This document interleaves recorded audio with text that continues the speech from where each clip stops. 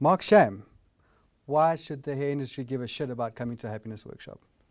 Sure, it's a loaded question. I guess it starts with how you define the word happiness, regardless of whether you're in the hair industry or not. Yeah.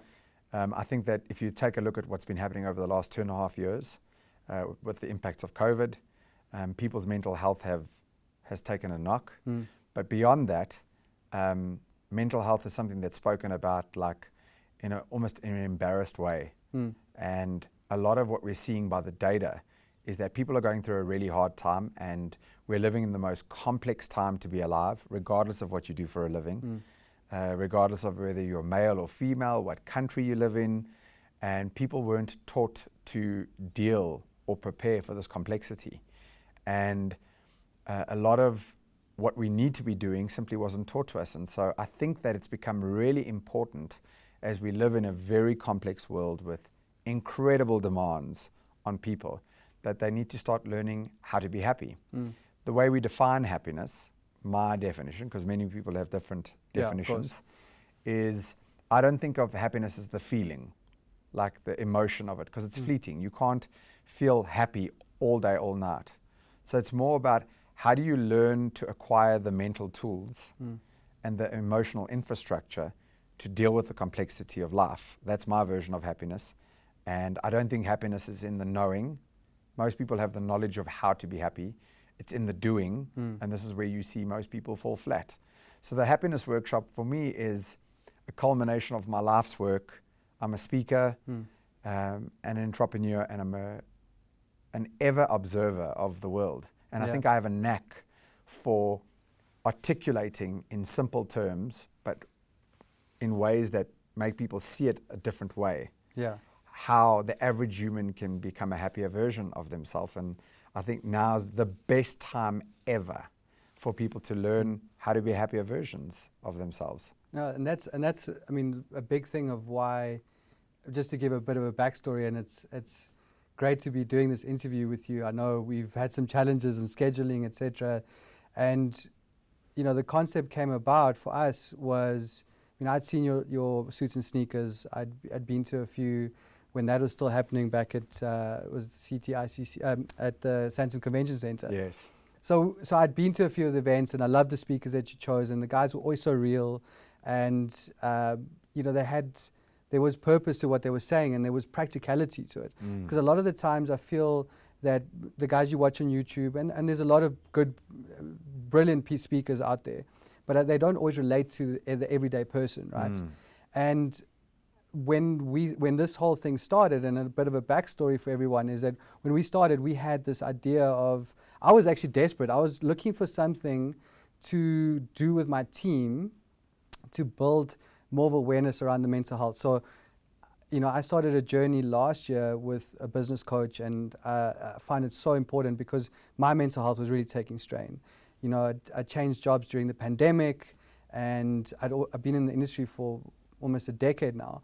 And there's a new responsibilities, new team, and a new company, and that sort of always has its teething problems. And we had sort of got into a good place with the team. I did a conference for the first time in March since 2019. As you know, everything sort of stopped, and we were being cautious and not traveling, etc. And the thing that was great for us was the team building during that conference. Like, I took the team on a go-karting adventure. Some people had never go-karted before. And the unity it brought to the team was something that I really felt. And I realized that the team needed something. And you were posting at the time something about doing mental health talks for an hour at a company for free. And I was like, no ways. You know how these things go. I'm like, the guy's going to sell us a book at the end, or he's going to do. And it was just that. And what everyone got from that and took away from that was that we need to take our mental health seriously. We need to be open about talking about it. And, fast forward a few different things that I came to an event here, and I came to see John the other night, and that was fantastic. And it just got me thinking, because your whole purpose now is driving small business and supporting small businesses, right? And we are, in a sense, a corporate, but our business is to supply small businesses around South Africa. So tell me a little bit about, this mental health drive. I mean, I get that's where did the happiness workshop come before the mental health talks, or was that sort of happening at the same time? What is that process? Yeah, you're interesting that you mentioned an interesting bunch of culminations there. To speak to your point, I'm a small business owner, and the last few years, even pre the pandemic, have been brutal. There's so many pressures that exist for small business owners, and I can relate it to your industry. I mean, before COVID, running your own small business is hard as it is. And then when COVID hits and now you can't cut people's hair or you can't deal with them in person on a daily basis, no one knows when normality is coming back, all of these things built up, and we didn't do anything to process those things. And because everybody was in survival mode, we just did what we needed to, but we didn't process what was happening beforehand. So I have a real soft spot for small business owners. So when you came to me and said, could we potentially run a happiness workshop specifically relating to the hair industry? I was like, absolutely. I can just imagine what you guys had gone through. To go one further back, I think the happiness workshop has been born out of a question that I've just been asking for the longest time, which is, how do I become a happier version of myself? And it's quite a funny thing, don't you think, Kev, that of all the things you're not taught at school, it's how to be happy. Like, you taught all these other skills, but you'd have to say that of all the human wants and desires, we all want to be happy. We all want to live fruitful, content lives, and no one teaches you that. Like, I keep asking this question, why is happiness not taught in schools from the 1st to the 12th grade the way math is? Yeah. Because everybody wants to be happy. Find me someone who says, I don't want to be happy. So, true. Like, it's just bizarre to me. And I would ask these questions of myself. I YouTubed the topic. I read books about it. And when I realized how scant the information was on this topic, coupled with a very intense breakup that I went through where I was engaged, had moved to London and a whole bunch of things in between, running a small business, all the pressures of life, I started to think as a speaker, maybe I should talk about this topic, but my aim hasn't been to come across as a happiness guru, to make it sound like I know everything about happiness. In fact, I've been talking about this from a human to human perspective, more discussing the question of happiness rather than full-blown attacking this as if I have all the answers. But as a speaker, as a thinker, I have made various observations around happiness, looked at the data on happiness. And so over time, I started to put together this talk. And it wasn't for money. It wasn't for anything like that, like any commercial gain, other than, shouldn't we all be happier versions of ourselves? And how do we do that? And so I put a talk together in the beginning of 2020. I think I have to take part responsibility for COVID because I feel like God said, oh, is it? So you're going to talk about happiness. You want to talk about happiness, do you? Well, then here's a sprinkle of COVID and virus. Good luck. But COVID taught me so much, including one of the big factors that we talk about in the happiness workshop being relationship with pain. Yeah. Like, no one teaches you as a young person that you're going to get the crap kicked out of you from the day you're born. And so everybody talks to you about how mistakes are good for you, but then they wrap you over the knuckles when you make one. Or, everybody tells you that pain is how you learn and grow, but you watch human beings doing anything to avoid feeling pain, which is impossible. And then when they do feel it, they do anything to numb it. So it's all these basic things that we're just not taught as children. And now I've run the workshop for the last 18 months. I've had thousands of people come on it. And the only reason I mention that is because you see a common denominator start to exist amongst all the people, regardless of their religion, their gender, their occupation, their age, is that no one taught us how to deal for these things. Yeah. And it shows in a world that seemingly feels like it's chaotic because we're not taught to deal with this complexity. So the happiness workshop, it went from talk to workshop when I realized there's only so much you can talk about in an hour to be effective. Yes. And we trialed the workshop version of it in October 2020. And there isn't a single thing that could have prepared me for the net result and the impact that it would have had and the response from the market. Just how many people who come on it go, my God, I don't know why this is not taught in schools. I don't know why. And I'm like, you're right. This is the question I've been asking for the longest time. And it's such an important thing because I think the big word they use is workshop, because I think there's no pill, right? Like, like you said, I don't see a magic carpet anywhere for you.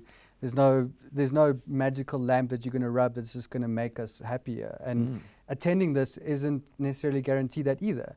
What I think is important is that it's work. And as people are willing to work on themselves, willing to put in that work to understand mental health better. Personally, I've been up and down with I've also had, stages where I've, what do you call it, situational depression or something. Anyway, but I've battled with that for a long time. And I feel like once I started studying it, once I started putting in the work, and even then I feel like, I'm getting to a point where I still punish myself for not doing the meditations or not doing the work. And you know how it goes. You know that you've got to do all these things, but not doing them is so much easier, right? Like, it's easier to go on Netflix than to watch something educational on YouTube. It's easier to, wake up and go through your phone and get that instant dopamine instead of actually putting the work and saying, what am I going to do today that's going to be better than it was yesterday, that's going to put me in a better mindset? Because I feel, and this is why it was so important for me for the industry, was because, I don't know, and I'll ask you later about some stories that maybe if you had any funny stories about COVID and how you had to get your haircut and whatever. But I think the big thing with the industry that I find is that, hairdressers and barbers and anyone in the beauty industry is exposed to so much energy and can it be negative and positive, right? So they're affected by it. They are bombarded by people and their situations, because we know hairdressers are the cheapest psychologists you can get. Yeah. So you offloading on this poor person, and she's got maybe 6 or he's got 6 or 8 people a day, if they're busy. And I find no one's looking after them. No one's looking after the people that we are trying to help and support. And it starts with mental health and happiness. And all the guys I watch, whether it's Jay Shetty or any of the Simon Sinek's and all of that, it starts with mindset. It starts with how you see yourself in the world, and how you see yourself. And the better you see yourself, the better others will see you. So I think that was the big thing, is like, it is work, right? It is something that is you got to be consistent with it. You got to build up and become a habit. And I find that's important when you mention that with workshops, is that it's something that people want to attend and will actually hopefully put in the work afterwards. What is like for you that you've seen where people say, oh, that was great, they had a bit of a, they had an enlightening experience, but when you really start seeing the results, are there people coming back and saying, look, Mark, I've done everything you told me, and I find that this workbook has just been incredible, and I've used it in my life, and I've definitely seen the changes. Have you seen those success stories come for you? There's no doubt, because I think that while you're totally right, a one-day happiness workshop doesn't make you happy. The job of the workshop and the speaker, in this case me, is to get you to see certain things in a certain way that once you see it, you can't unsee it. But then, of course, from there, no one can make you take an action. But even those are the things that we discuss in the workshop. For example, happiness is not in the knowing, it's in the doing. Now, that's a cliche. So when you're talking about this kind of content, you have to be quite strategic about the way you articulate this information, especially when it's been heard before. You have to take the same thing that's been said, but you have to wrap it up in a completely different outfit for people's brains to really land and click. And with that, the happiness workshop is a very emotional and raw journey. I call on many of my own personal experiences only to get to a point. Yes. So I'm very happy to expose myself entirely in front of a group of strangers to get them to move emotionally. And we've seen that to be highly successful. I have people coming to me to this day saying, I remember the very first workshop you did, and you said this thing, and it stuck with me ever since. Because not only did it make sense intellectually, but you managed to hit them square in the gut emotionally. Yeah. And that is, it's hard to explain how to do it. It's just something that I've perfected over time. Of course, there's some people who come and they roll their eyes, but mainly because you're meeting them where they're at. No speaker in the world, God himself isn't going to really impact you if you're not willing and ready to open yourself to that information. So my job is to prepare you mentally and emotionally in the first session of the day to get to a point that you want to take this seriously. Now, most people rock up at the workshop, and truth be told, they have no clue what they're in for, right? Because everybody's got a different version of what they think happiness means to them. So when you say a happiness workshop, now they're like, what are we going to do? Are we going to hold hands? Are we going to sing Kumbaya around a fire? So that actually works in my favor. People rocking up not knowing what to expect. They have much lower expectations. Yes. When they get much more than they bargained for, especially in the first session, now their eyes are wide open alongside their ears. And now they're taking it in. Also, there's a real power of being in the room with those other people. Because as you start to open up certain people just naturally, it grows to other people in the room. There's a vibe that happens. It's like anything really, like go to a music concert. Why is it much better to watch a concert in person with a group of 60,000 people all singing the same song? You could watch the song on YouTube, but when you feel that vibe from other people, you know, not to even make it super esoteric or weird, just that's how we are. It's the energy in the room. The energy in the room, just a very natural energy. And when you see people who are very different to you experiencing very similar things to you or very similar problems with different contexts, and they start to open up about it, it then gives you permission to do the same. And by the end of the day, it's so clear for me. Like I've seen this movie before a few hundred times now, where I know that people are going to walk in a little bit confused, a little bit apprehensive, and that's okay. Why wouldn't they be? After the first session, they're buzzing because I've used the entire first session to like set a real context. Session 2, we go a little bit deeper, but we are quite practical. And in the third session, because people have eaten lunch by now and they've taken on a lot of information, that's kind of where we save the grand finale of the day. So that you might be a little bit physically tired from eating and from being there, but we save that best part for last. And so we just find like the last part is super emotional for the good. And then, people come to me ages after and just say, that part really stuck, or that part really stuck. Thank you so much. Again, I cannot stress this enough. Half of the power of the workshop is not in just what I say.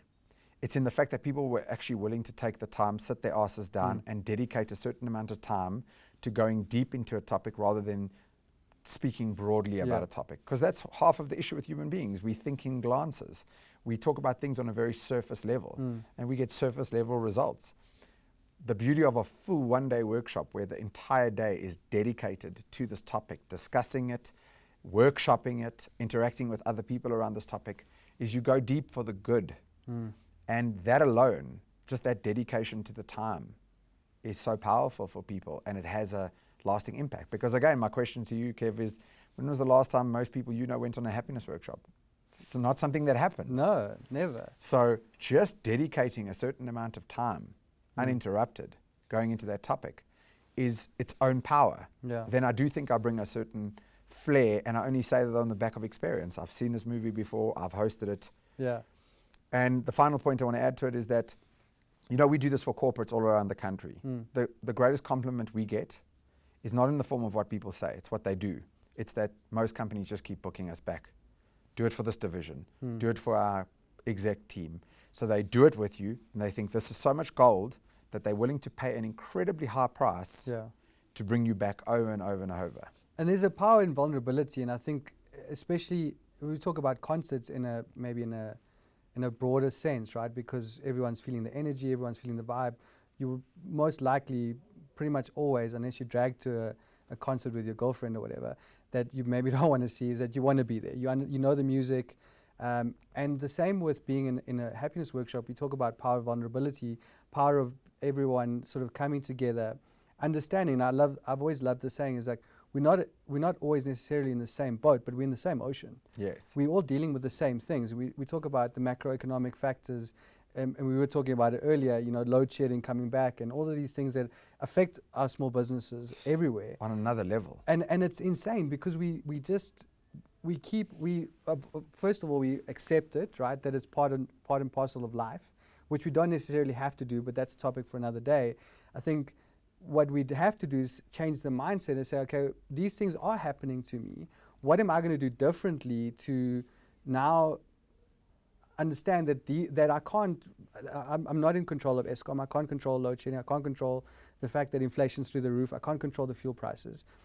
what am I going to do in my business differently to make sure I survive for the next 5, 10, 15, 20 years? Because that's the thing as well. We've seen, for us personally in the hair industry, we've seen it fragment, right? We went from lots of people in salons, in centers, moving away from that because why? Landlords are dicks. They don't understand the value of supporting small businesses. They're happy to take on all the big corporates and not look after the independents. I've been a small business owner myself. I've been in a mall. And I luckily got out of my lease because I was open and honest about where I was. And they sold me a lemon, which they knew at the time. And I was just like, you guys don't give a shit about us, really. I was just a number. I just filled a space. So that's my experience with small business. And I also started very young. So I precipitated. I believe I needed to precipitate into entrepreneurship. And being in the position I'm in now, we get to influence a lot of, not just our team, of course, my team in terms of, my reps and my regional managers out there, but in terms of how we influence small businesses. And I've started looking at it differently because of the experiences I've had at the Tryst, because I've seen people talking about how do we support small businesses. And we haven't given even small business owners the tools, because what happens in the hair industry is you are a stylist and you work in a salon, and unless you've got daddy to give you a big loan to support a new salon, for example, you would work in a salon and get to a point where your earning is capped, right? So now what's next for you? And normally it's into entrepreneurship, it's into running your own salon. But now this person's gone for working for someone, not paying any expenses really, just getting a nice salary at the end of the month. Now they're going to, oh my God, what am I doing? I don't know what I'm doing. A whole other world now. I'm working in my business and on my business, and I'm trying to juggle the two. And that's where I find it starts with something like this, because what advice would you give to the guys that are, it's a very difficult entrepreneurship road, right? It's a very tough road to go on because no one is giving them the skills. People don't come with degrees. You study to be a hairdresser, and that costs you a fortune. I always said if I could have any sort of skill, I'm a complete klutz, so I wouldn't. If I had sort of any skill, I would be on the other side, because I think there's a huge power in the creativity and what it gives back to people. And they make people happy, but no one's making them happy. Yeah. So you raised such a good point there.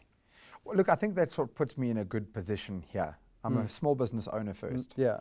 So, and I've been involved in a number of different small businesses over the years. Either they failed, they've been sold, they've morphed into what we have now.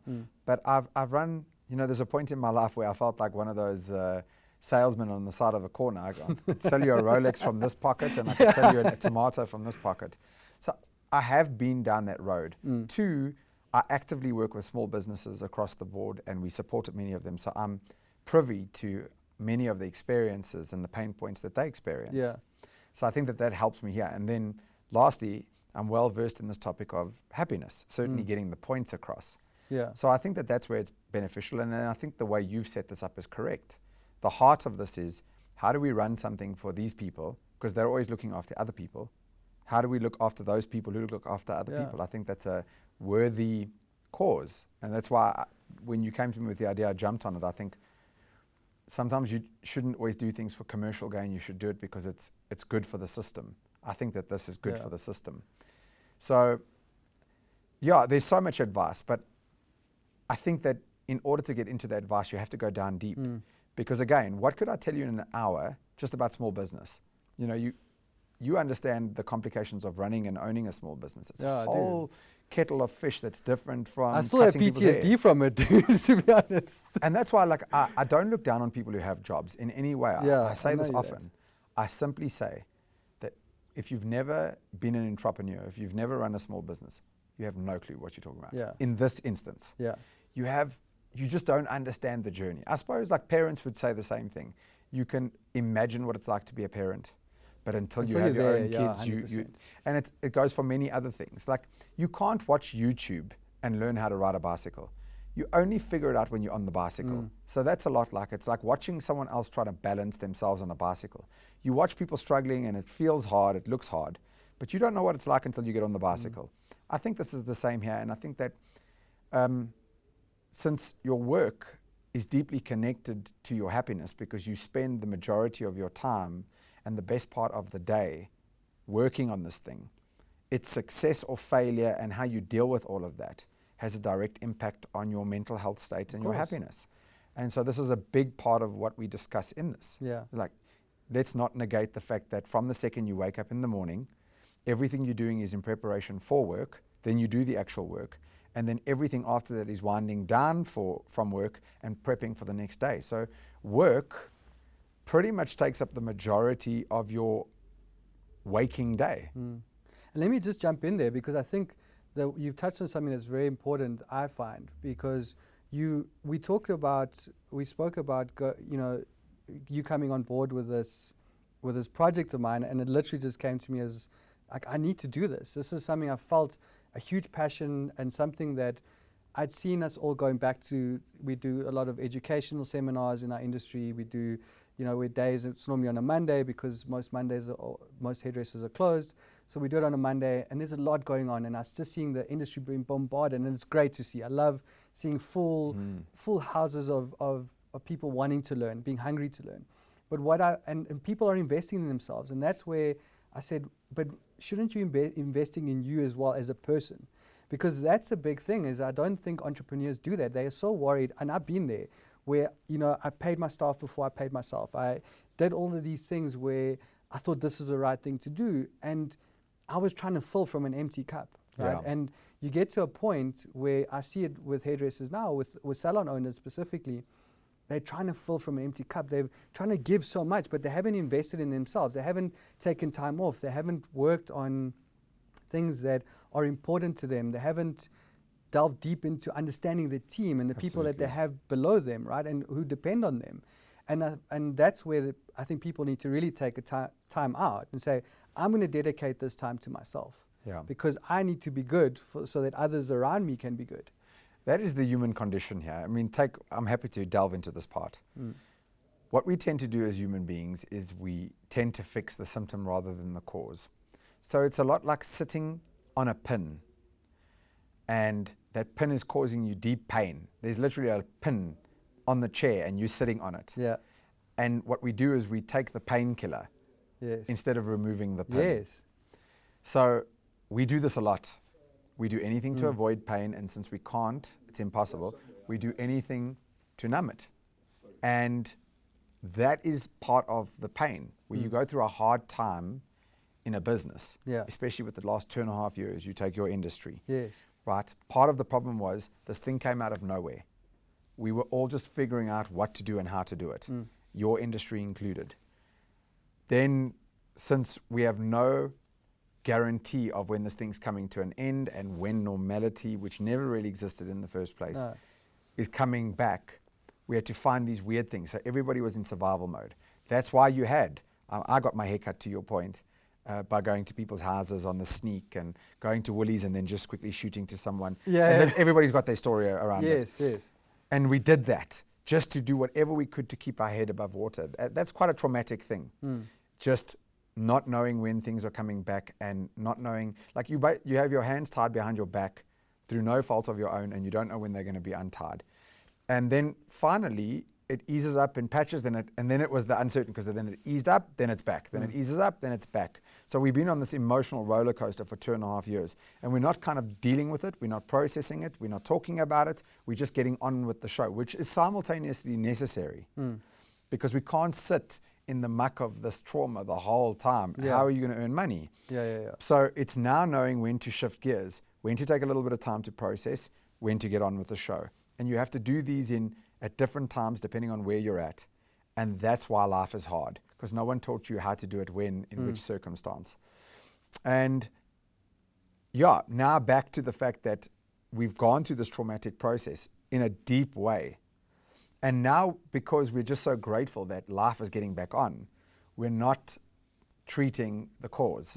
Now, I'm an avid encourager of the idea of becoming a self-directed continuous learner, always be learning. But I've learned that strategy in my business comes second to mindset in my business. Like Alon Ray said the one night of the event that you attended, business is 99% psychology, 1% good luck and 100% hard work. His maths was clearly broken, but you got the point. And that is true. If you don't start with everything that's happening here and here, then no amount of, I'm not saying learning is bad. I'm fundamentally for it. But this is, the tail wagging the dog and not the other way around. Get your mindset right. Get your heart space right. And on top of that, add hard skills. Yes. Not the other way around. And this is why I could argue it doesn't matter who you are, what you do, whether you're in the hair business, whether you're engineers, getting your head and your heart space right first. Because we do it the other way around, right? We do it the other way around. And so I think all the learnings that you guys have been putting together on the Mondays, the examples you're giving, they're epic. This is just supplementary to that, but in a totally different form, attacking a totally different issue. If you get that right, it's amazing how many other things come through. I had to learn that lesson through COVID myself. Much like hairdressers, we ran events and I speak for a living. That got decimated. Yeah, you guys were just as affected as we were. And right? I had a really great life before COVID. I'm still currently in the throes of having to build up something that didn't exist before. And the last 2.5 years have been brutal. Yeah. But I will say that the work and the repetition of teaching, because I teach to master something. People always say, so what qualifies you? I'm like, I learn by teaching. Yeah. I master through teaching.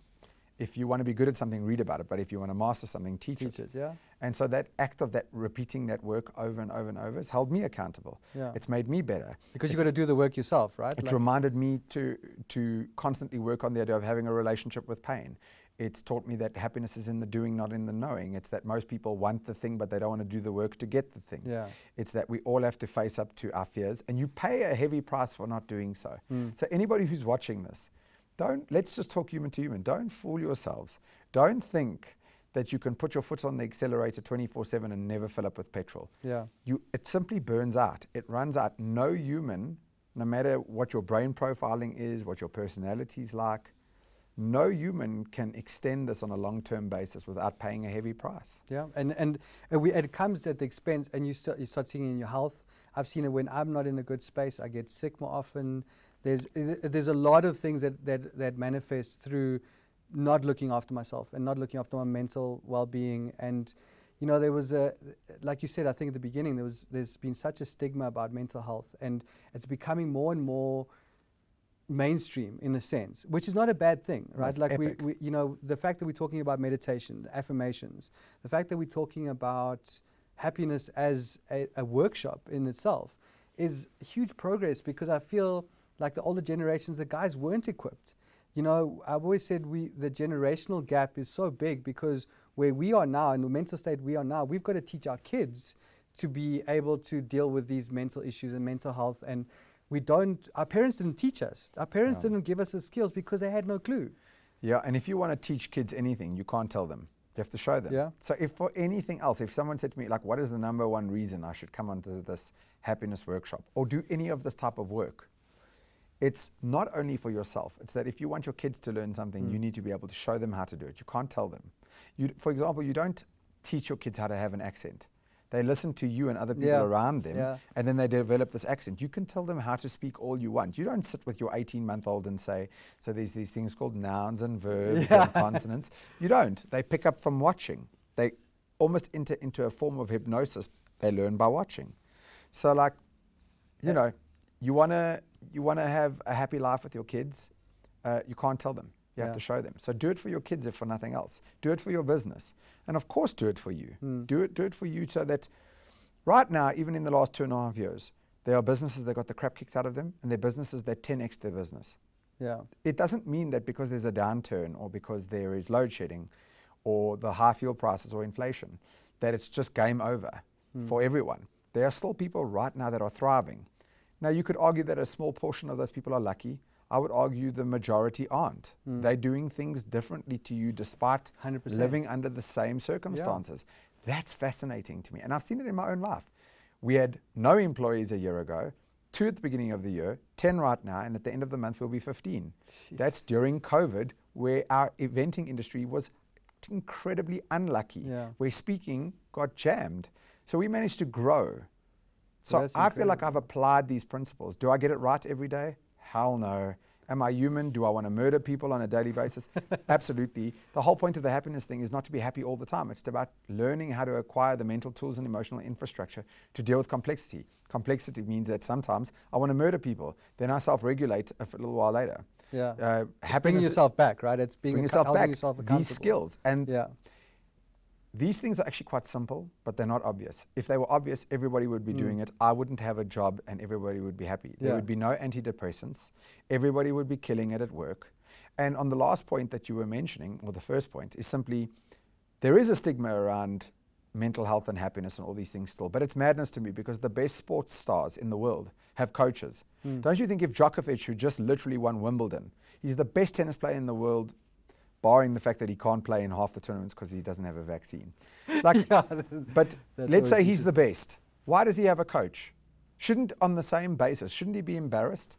I have a coach. In the same way, why should we be embarrassed that we go to therapy or we talk to someone or we go on these workshops? A lot of the criticism I get is, but I'm happy already. And I'm like, oh my God.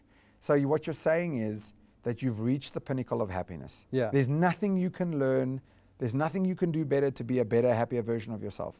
Even if you think of yourself as a happy person, you would want to come learn how to be happier. The same way the best tennis player in the world has a coach. He's the best. He still wants to be better. And not just a coach, I mean a whole team. A whole team. I actually heard But he's not embarrassed by it. No. He's proud of it. They amplify their team. They praise their team. So like, that's why there shouldn't be a stigma around this. And it's funny because I actually heard something the other day where they said Ronaldo, when he just signed with Man United, the guys went to his house and they saw that he had his team there and he had just signed. I mean, this is from being relative no one at Sporting to Man United. And I'm not a Ronaldo or Man United fan, but I love the team ethics because that's what got me into getting a coach. Was I looked at the guys. I saw an interview with Toto Wolff, who I'm a huge F1 fan. If anyone knows me knows I'm obsessed, but a huge F1 fan. And the coach of I think it was Gareth Southgate of England had a meeting with Toto Wolff from Mercedes, like two different spectrums worlds, of the world, right? Like he has a team sport where this is also team sport, but very different. And the fundamental thing that they both said was that we rely so much on our coaching staff. That is so important to the team because without the right people there, those guys aren't getting the right direction, right? And even then, for them to have, he had his own team, and before other guys were spending money on cars and lavish houses. Here's a guy investing in himself and continues to invest himself, and that's why he became the best. Kev, you should be praised for having a coach. Anybody who goes to talk to someone, whether it be a therapist, whether it be a psychologist, whether anybody who even sits with their mates once a week and just says, sure, I've been going through a hard time. This should be praised. Why? People tend to think of expressing themselves as weakness and holding everything together and being strong all the time as strength. That is quite literally, just think about that. That is quite literally the opposite. Speaking, doing what is harder? Bottling it in or talking to someone? Oftentimes you'll find that people, because we're out of practice, find it harder to express themselves. Yes. So when someone actually expresses themselves, when someone talks about hard things, when someone actually opens themselves up and shares what emotions they're experiencing, that's strength. Not in some hippie, fairy way. That's literally the harder thing to do. Yeah. The easier thing to do, in a sense, is to smile and wave and look at everybody and pretend like everything's okay and say nothing. I don't think that's easy, but it's definitely easier than going, okay, let me just tell you something. I'm getting the shit kicked out of me and I'm not okay. And here's why. And truly talking through these things. Or even just saying, like, for the most part, I'm okay, but can I be honest with you? This aspect and this aspect I'm struggling with, right? So it doesn't, like the litmus test for depression or anxiety or stress isn't having a needle in your arm and living under a bridge. But like oftentimes it's just, are you a little bit less better at things? Are you less productive during your day? Are you less open? That's kind of the measure for we should be doing something about it. Not if you've hit rock bottom, you need antidepressants or you're on the verge of killing yourself. Yeah. We've got this back to front. No, we do. And that's kind of why the workshop exists, because as a human being who looks at all of this and says, and it's funny, right, Kev, because my whole life I would ask people who are meant to be in the know, teachers, preachers, you name it. You ask people who are in these formidable positions, these hard questions, and you realize that even they don't have the answers. Yeah. And that's when I realized this is backward. the whole thing's backward. So let's start having discussions around this. And that's why I think it's surprisingly refreshing. Just in my experience, having had a few thousand people come through the workshop, the data speaks for itself. People say, this is the best thing I ever did because we got to speak about real topics. Where do we normally have the spaces to talk about this? When you're at work, you're meant to be doing work. When you're at home, you can't offload on your toddler. If you go to a bar and you talk about some of these things, you become the negative Nancy. So where do people have the space to actually attack these real topics that, as the last 2.5 years have showed, impact everyone? And I think part of why the stigma is declining is because we all got the crap kicked out of us in the last 2.5 years in some format. And so now we've all had to feel what that feels like. And we've all thought, that's not so lacquer, I don't enjoy that. And since other people are going through the same, maybe we should talk about it.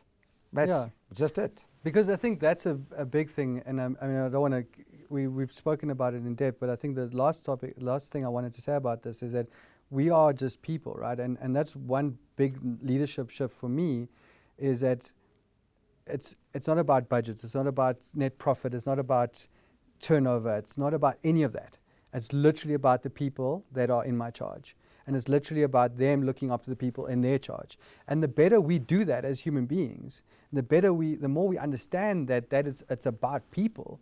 I mean, we always say we solve a problem, we don't sell a product. Yeah. And the more we understand that, and more we understand that we've got to work on ourselves first so that we can give back to others, so we can teach others. And that I want to empower hairdressers when they come to this, so that afterwards they can hopefully bring their team, so that the teams are doing it as well.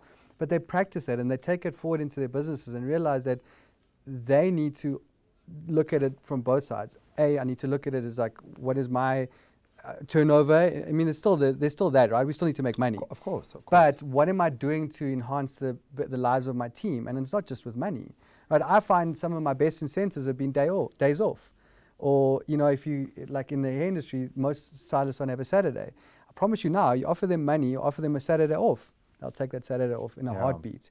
So it goes to my point, and I think where we really need to do is collectively come together. And that's why I want everyone to attend this, is because you've been so gracious, and I have to say this, dude, is for me just to find someone who can see my vision and say, because I can, and I'll be frank about having this conversation with you. I was like, I can't afford this, right? Like I said to you, I'm like, I don't think we could get enough people to afford the venue for the day. And you were like, Kev, it's cool. I see this. I believe there's value in it. Yeah. And it doesn't have to be for commercial gain. And I was like, it just blew my mind, because I feel that I know that your passion for small business, but people maybe watching don't know that. And I think because you are a success story on your own, in terms of, we were all decimated by it. We all had our hands tied. In fact, I started a movement back then because I was so frustrated, and I created this video that went viral, and I realized that once you have a voice and something to say, and it's not a negative voice, it's an empowering voice, it just brings people together. And that's what I want to do again, is because now we've all been left to our own devices, but we haven't dealt with all the stuff that we've dealt with. Now we've got to bring it back. And I just want to say first, like, a huge, huge thank you to you and the team, because this, for me, is going to be invaluable to the industry. And I think that you've seen that and felt it, because you understand small businesses, but maybe, do you also feel that when you go, like, what's your, I'm going to ask you the question, what is your hair regime like? What is, are you a barber guy? Do you go to a salon? Do you feel that better? Do you feel empowered when you walk out of a salon? There's no question. Because I'm on camera a lot, yeah, I try to get my hair snipped every 2 weeks. Okay. Sometimes when it gets crazy, it's every 3. Yeah. And then, the classic fresh cut feel. Like you always hear people, even on Insta, on the stories, they've got that emoji, fresh cut. Yeah. And there's a reason for it, right? Yes, I literally went, not yesterday, the day before. I'm a barber guy. I was traditionally a salon guy. I've only been going to a barber because I just found these guys, which are close to the office, but I really like them as characters, and they're pretty consistent. And I like supporting a little bit of the underdog at times. And also, they accommodate my busy schedule, so I can just jump in there at any point in time. Which is cool. So I'm a bit more of like a function over form kind of guy at times. Okay. I'm lucky to still have my hair, so that's a win. Yeah, you got great hair, dude. And all I need to do is kind of like, I do look after it. You gave me some products. I've been using that. Thank you. And I've just been I obviously love going. I don't mind if I'm happen to be a work trip in Cape Town, I'll just go find someone there. So I used to be super precious about going to this one person, and I see the value in that. I'm not knocking that. Just now, because my life has changed a bit in how busy I get. Like if I happen to be spending a week in Cape Town and my hair's looking rough, I go get it cut there, and I just kind of keep them on a leash a little. The people who have never done it with me before, and they can't muck it up too badly. I love the atmosphere. I love the spirit, especially of the little barber shop that I go to around the corner in Morningside. These Turkish guys, they just switched on. They got a show. It's like, hey, please, can I give you a coffee? I love it. Yeah, love it. They're cool guys, and so I love supporting them. They're super friendly, and I can't imagine how hard it must be to come to a new country. They're all Turkish. Come to a new country, and to build up what they've built with no support structure and brand equity. I take it off to them. But again, I'm kind of like agnostic when it comes to these things. And I do love doing it. It's my pleasure to help you guys. Yeah. I think that I can only imagine. I have a number of friends who are in the hair industry, and I know what they went through because many of them are close friends of mine, and I experienced it with them firsthand. So if this can help, cool. And for you guys watching here, my parting thought would be to you that this is what you're going to get, what you're not going to get. Simply as that. Yeah. Right? You come to a happiness workshop like this, you're not getting a happiness guru who's going to tell you exactly how it is and have all the perfect answers. You're going to get the most humane, raw, authentic version of this topic. You're going to have a group of humans talking about this topic together. I've done this for a long time, so I think I have a fair bit of value and experience and 100%. Skill to offer. There's no doubt. But at the same time, we're not going to hold hands. We're not going to sing Kumbaya around the fire. You're not going to have to do anything that you don't want to do. There's no point in this where we make people walk over fire or walk on glass. It's not that. I was looking forward to that. Yeah, sorry, Kev. It's what it is and what it isn't. I do want to help. The only reason the fee is there is to cover some of the costs. Really, I'm not seeing this as a money-making exercise at all. If I were to open my books and show you what I make when a corporate books me, this is not the same. But I'm open with it, and I'm saying this because I'm being real with you. I couldn't give a shit. I want to help. I'm a human being that wants to see other people become better versions of themselves. I'm a broken individual. I can tell you stories from my teens, my 20s, and my early 30s, which I will do on the Happiness Workshop, only to set a context, and it will blow your brain away. You name it, I've done it. And so that's kind of afforded me an opportunity to just talk very straight and real with people. I'm a small business owner, so I kind of understand what you're going through. I got smashed during COVID, so I understood what you went through. All of these factors come together. And if for nothing else, a whole bunch of people in your industry are coming together, not only around the topic of happiness, but then you get to intermingle with these people on a topic that you rarely would formally speak about. And I just think there's deep value in there. And I hope that if you watch this video and you get the spirit and the heart, not only of what Kevin is trying to do, and I take my hat off to you for trying to architect this whole thing and put it together. And I really do just hope that you join. I mean, what have you really got to lose? Really is the bigger question.